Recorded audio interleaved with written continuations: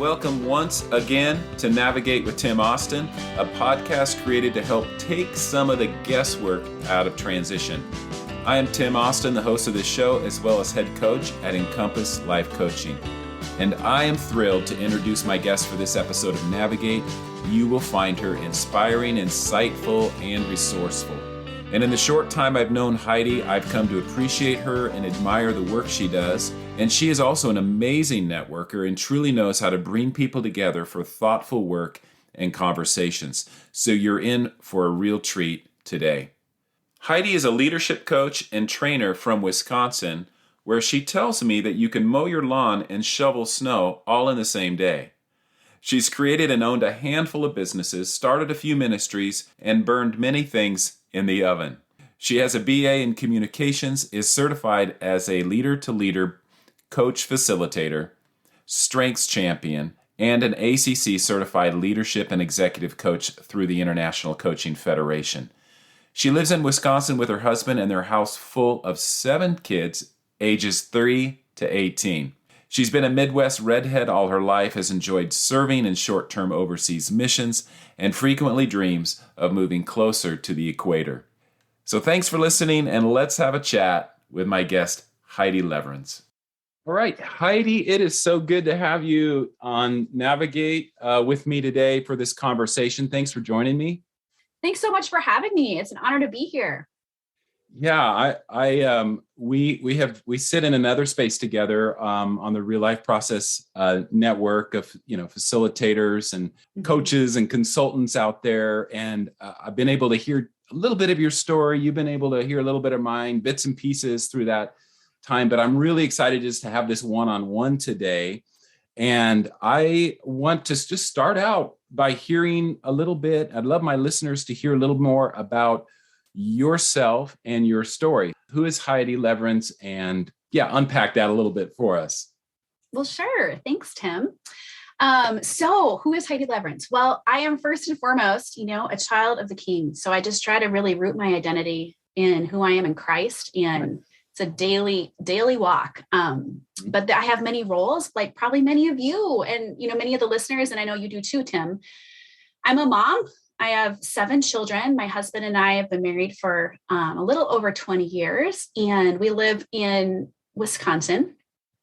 And so I have a big, I still have 6 kids at home. 1 is off to college. So that's a big part of what I do, is discipling them and growing them up. I also work part-time professionally as a coach and trainer. This passion for leadership and helping ambitious women and men, but then that entrepreneur space, integrate their lives, business and family at the same time. At one point I heard you say 7 kids, but you have 6 at home. So one's off to what, college or something, or? Yes. Well, he's back home now. So for 6 months, because he's doing an internship in town. So we have this another, transition. So we said goodbye. Yes. We launched him. He had a great year. And now he just came back a few days ago. And he's settled, it's just different. It's great to have him home, but he's had a whole year of freedom. I'm always curious how people get to where they are professionally, and all the twists and turns around that, all the navigating of transitions around that. But what have been some moments of inspiration and or seasons of preparation that led you into this space? I love that you call them seasons of preparation. Versus deserts or trials or intensity. Okay. Hard places. So I have been leading teams all of my life and have kind of been in that entrepreneur space. When we decided to have a family, I chose to become an entrepreneur and freelance graphic design and web design. And then for a few years, my husband and I had a company together that was a web development and graphic design company. And all the while we were having babies, and we had a move in there and transitioning from, infancy all the way through toddler into grade school years. And I had a crash. I would say that was a season of preparation, an adrenal crash. My body just shut down. Because as you know, Tim, right? Like if we don't pick up on the cues in our minds and we don't pick up on the cues in our spirits and listen to the Holy Spirit, or even in our emotions, like our our bodies start talking. And so mine started screaming at me and I had to really pull back.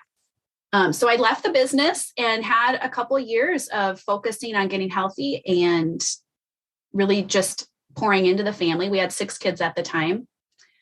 And then it was just a few years ago, actually, that God led me back into something professional. And it was through John Ramstead's podcast, actually. I don't know if you've met him before, Tim. I have not. Yeah, I know someone mentioned him in the group this morning on another call that we were in. And I was really struggling with the transition of going from a mom of 6 to a mom of 7. And that might sound funny, but I mean, it'd been like 3 years since we'd had a child. And I don't know, 7 just felt harder and bigger and I don't know, crazier. Like I knew other people who had. Yeah. To me, you know, the third felt harder, crazier, and, you know, crazy. And here you're going from 6 to 7. I can't imagine.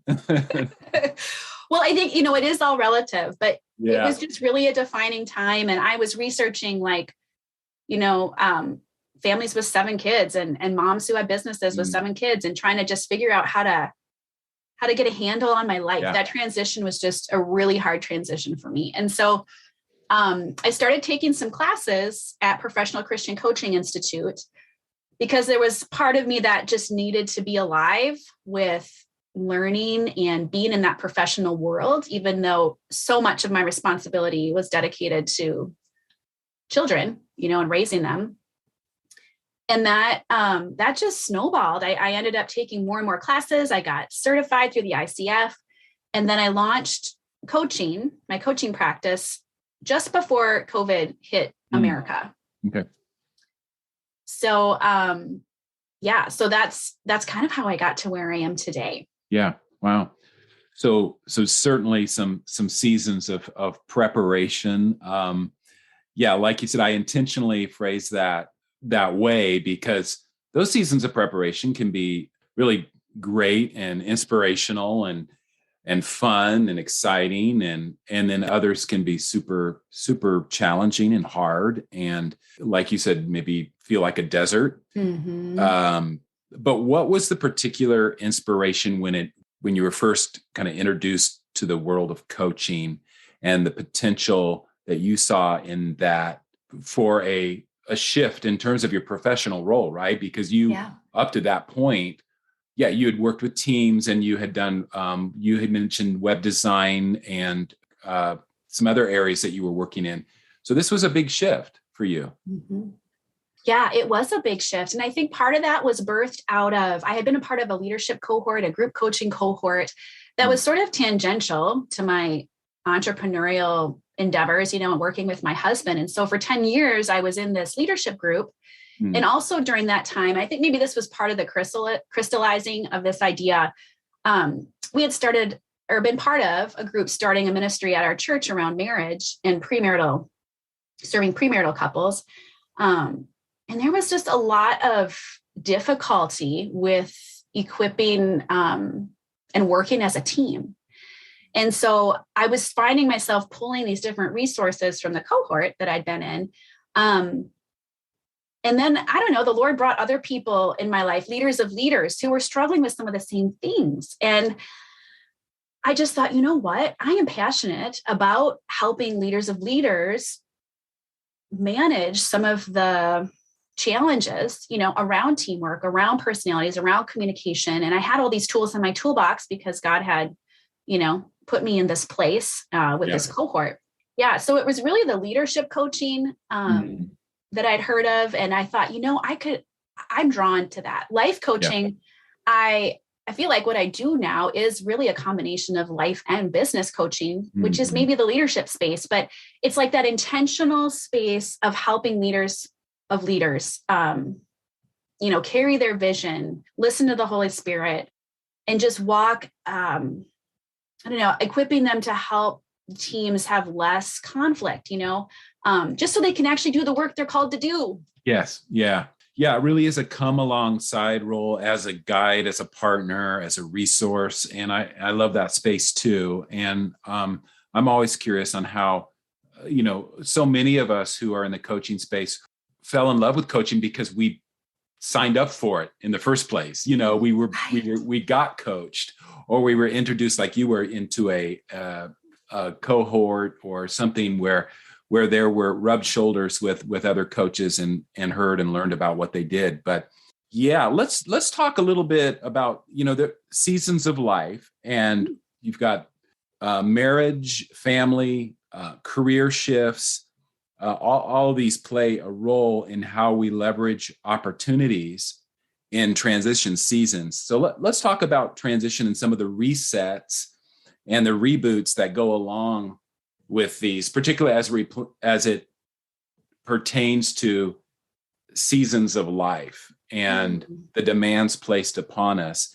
And yet, while the demands are placed upon us, we still have this desire to pursue a work that is meaningful and purposeful. And so what were some of those resets and reboots for you? Yeah, that's a really great way to look at it. I think with every transition, there's a reset. Like you can't not accept a change and walk through it and not have a reset happen, And I feel like for me, they always have ripple effects too, right? So if you have a transition in one area of your life, it ripples into the others. They're just not isolated. Right. So really, for me, it was adding the babies. I mean, every 2 years we added a child. And so it upset the family rhythm. It upset the marriage rhythm. It upset the career rhythm. I mean, it blessed those rhythms too in other ways. But there was always a need to reset. We kind of had to survive the initial season. And then we kind of would try to catch our breath and regroup. Yeah. Okay. Mm-hmm. Yeah. So really it was in the area of, like you said, every 2 or 3 years, a new kid comes along and you're doing a reset or a reboot. But let's go pre-marriage, pre-family. Yeah. So, how did in the environment that you lived in, that you were raised in, affect or influence the way you approach transition? Because I know you have a unique background in terms of you lived in a lot of places, it sounds like. Oh yeah, thanks. I did. I mean, not very interesting places. I mean, they were all just in the state of Wisconsin, a lot of small towns. Okay. But not like, global traveler like you, Tim. Mm-hmm. But we had, my dad worked, he's a forester by training. And so he worked with the paper industry. And I don't know if you know, but it's a pretty volatile industry. So lots of mergers and acquisitions. And so his job shifted a lot. And so we moved like every 3 to 5 years. And sometimes we just moved, far enough to change schools, to change churches. Some of those things. And so at the time when I was, all the moves, none of the moves really affected me in a negative way until high school, because by then I had friends and I was more aware, I think, of what was changing. But when I look back, it really created this resiliency in me, and it created a view of transition, like a really healthy view, like there is a beginning and an end. Things don't always stay as hard as they are right when the change comes. And then it also gave me like an excitement, I guess, or it created kind of an appetite for change. Yeah. Okay. So it was a positive thing for the most part, these transitions growing up. Okay. Yeah. I was just curious. A lot of times, especially in the space that I work in terms of as I come alongside cross-cultural workers, that expats living, not in their passport country, they're living in other countries, they're maybe moving around a lot in those ministry assignments that they have. There can come a point to where transition becomes it's just what you do, and you learn to do it almost too well. I guess I don't, if that makes sense. Oh, totally. Totally. I think I recognized this in myself after I got married, and we had the choice to stay. Our jobs weren't shifting, and like it came up on year 3. I'm in the same house, the same job. And I was like, okay, are we shouldn't we be packing? It's time to go. Okay. Yeah. That's exactly where I was going with that. Like, how do you stay grounded yet resilient in that process? Because, I've talked to a lot of, and myself included in certain seasons, feeling like, should I unpack my bags, completely here, or, should I just leave a suitcase out and ready to pack, kind of thing. Right. You just it becomes part of who you are. Yeah. And that is just like every gift and every strength that we have. There's always those two sides, the shadow side and the benefit side. And so I feel like you're right. Those being aware of it is just really helpful. And then, just being aware, like, is this a place where is God inviting me to really unpack? Like, not just physically, but like, is there some unpacking I need to do emotionally or, right. Mentally and spiritually? Because I feel like what's easy to do is it's just easy to pack up our bags and like the baggage of that season and just sort of escape to the next season. Right. And eventually it catches up with you, right? I mean, eventually the bag's too heavy. Eventually it's too heavy, and you don't grieve loss in a healthy way, for example, and you carry that into your next season, or you don't resolve issues maybe the way and bring closure to things like we should, and then we carry that into our next season. So I love the way that you're, in terms of your approach to transition. When I first asked you framed it mostly in a positive sense, but there are those two sides, and just an awareness, like you said, that this could be a default response that is not healthy. I need to lean into this other way of responding to the transition, or engaging in the transition, that's going to be healthy and maximize the growth opportunity in that. Yeah. And what I love about how you talk about transition, Tim, is just really looking at it as opportunity for growth. And I think that's one of the blessings of having grown up with lots of change, is that, and I think for your listeners too, those families who have kids or who have been themselves kids who grew up just wired. I mean, this is just how life was. We generally could have a thought that change means new adventure, change means opportunity, change means like there's a positive spin on it. But I have to be honest that some of the harder transitions in my life, I didn't think that. Like, my thought was not, oh, there's a new opportunity here. It was very much in the space of, this really stinks. I can't believe this is happening. It's not a change I invited. It's not a change I was prepared for. And I think that's where, like shifting my thought or trying to key in on, okay, Heidi, we've been through this before, this, you'll get through it. And trying to frame that in a way that does focus on the opportunity or the growth. Good. Yes. And framing it often involves a conversation, and coaching conversations are just a great way to unpack some of that, give language to what's you're processing internally, get some of that out and get some clarity as you process that. I know that was huge for me as I was navigating more of at least what I felt like was a forced transition. And I think sometimes we frame it a transition, maybe, and there are real life forced transitions, right? Like pulled out transitions, but sometimes we'll frame a transition in that way, but we miss the fact that there's some intentional opportunity to be intentional around this that could really, really move us forward. And where is God in that? Right? Where's the invitation in that? Absolutely. Well, and I think when you were going through that, or one of your more recent transitions, I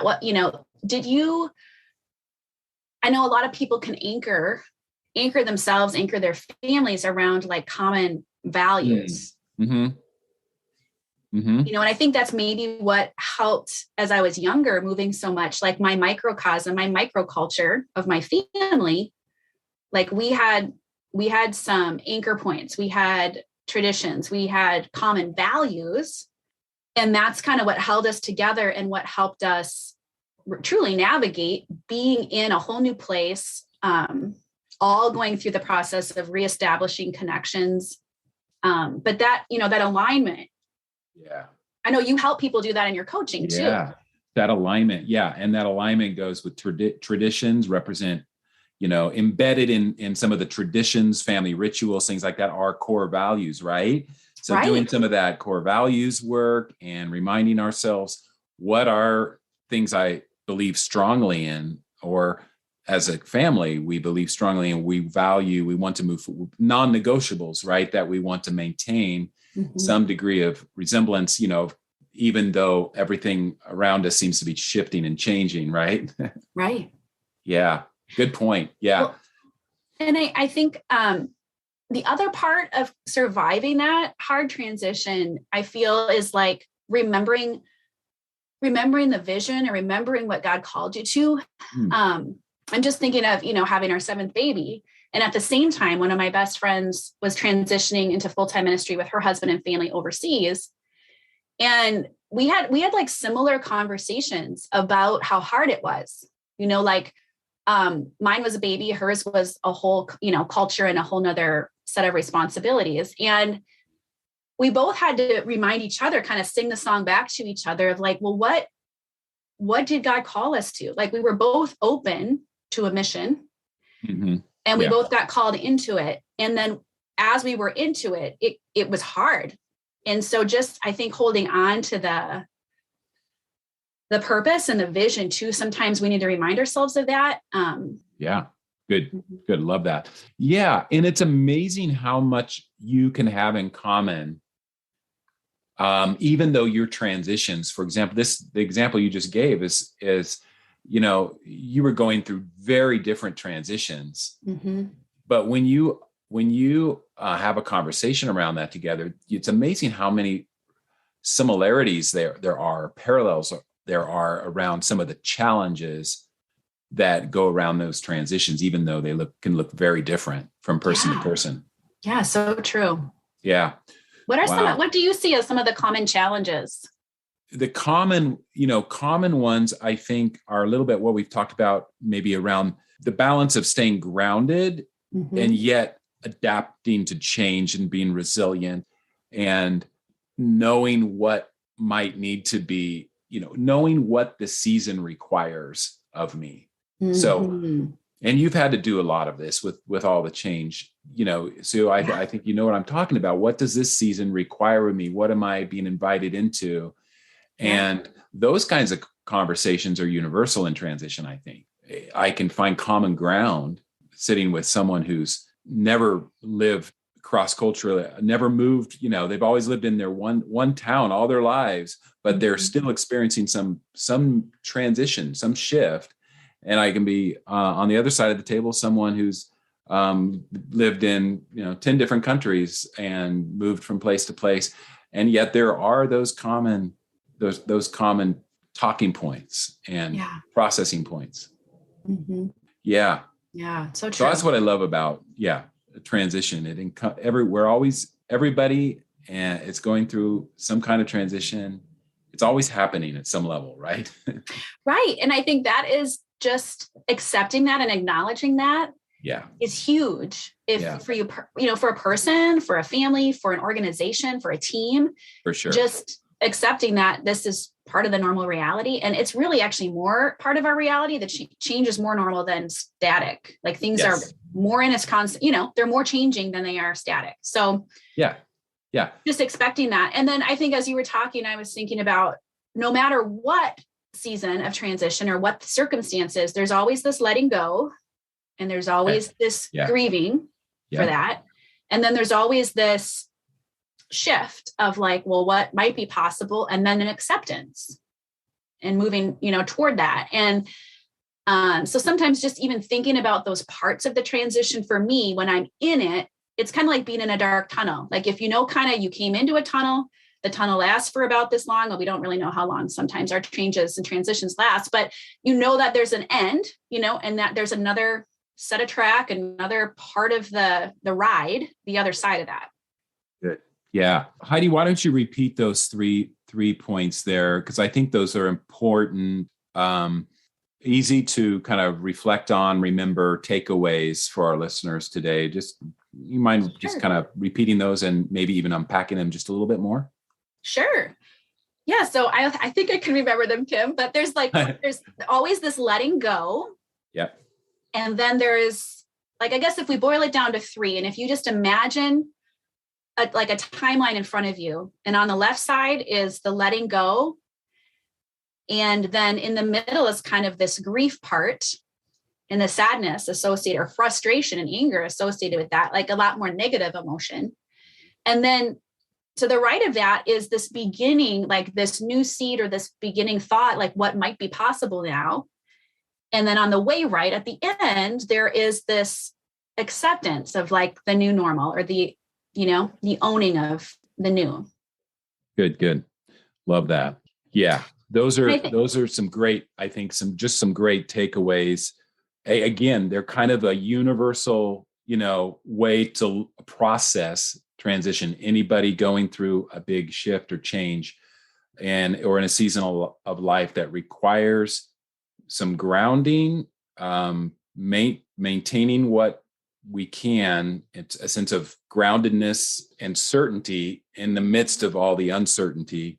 These are just some ways I think we, and kind of just a process we can kind of go through to navigate some of that. Yeah, absolutely. I've heard you talk about, Tim, just the rock climber. Yeah. You want to share that analogy? Because I think it's beautiful when you talk about letting go, but anchoring or grounding. Yeah. I think I was originally inspired by a picture I saw. I can't remember where I came across the photograph, but it was a guy on the side of a rock cliff who was a mountain climber, and he was scaling this cliff, and he had one hand, leverage himself. But pretty much the other 3 points of contact, his 2 feet and other hand, were looking and searching for those other holds or points of contact. And that just represents kind of, to me, what transition can feel like sometimes. Mm-hmm. What are some of those holds that we're grasping for, and how can, while I'm reaching for the next hold in transition, hold on, even if it's with one hand, right? Even if I'm thinking, how can I hold on and maintain some sense of groundedness and security?